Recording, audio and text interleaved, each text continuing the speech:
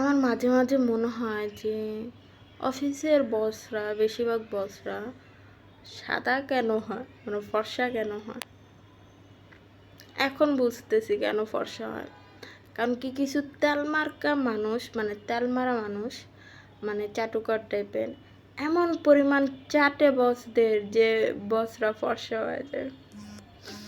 Sorry, but মানে আমি recent কিছু কাহিনীর অবজার্ভ করে দেখলাম, বা রিসেন্ট কিছু ঘটনা আমার সামনেই হওয়া।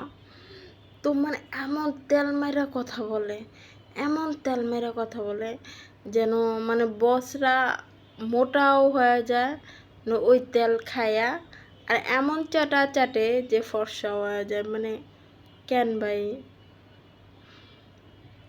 মানে আমি কি বলবো,